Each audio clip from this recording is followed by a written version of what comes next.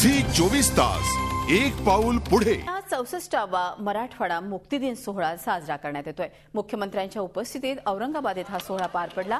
हैदराबादच्या निजामाच्या क्रूर राजवटीतून मुक्तीसाठी शेकडो जणांनी आपल्या प्राणांची आहुती दिली आहे। या हुतात्म्यांना मुख्यमंत्र्यांनी अभिवादन केलं। निजामाच्या जोखडातून मराठवाडा मुक्त करण्यासाठी स्वामी रामानंद तीर्थ यांच्या नेतृत्वाखाली रणसंग्राम उभा राहिला। या संग्रामात अनेकांनी आपल्या प्राणांची आहुती दिली। अनेकांनी आपल्या घरादारांवर पाणी सोडून या लढ्यात उडी घेतली आणि अखेर 17 सप्टेंबर 1948 रोजी निजाम शरण आला आणि मराठवाड्याच्या मातीने स्वातंत्र्याचा श्वास घेतला। याच हुतात्म्यांना अभिवादन करण्यासाठी मराठवाडा मुक्ती संग्राम दिन साजरा केला जातो। यावेळी मराठवाड्यात दुष्काळाची गंभीर स्थिती असल्याचेही मुख्यमंत्र्यांनी मान्य केले आणि मराठवाड्याला सर्वतोपरी मदत केली जाईल असे आश्वासन मुख्यमंत्र्यांनी दिले। कार्यक्रम आटोपल्यानंतर मात्र मुख्यमंत्र्यांनी पत्रकारांच्या कुठल्याही प्रश्नाला उत्तर न देता काढता पाय घेतला। झी 24 तास एक पाऊल पुढे।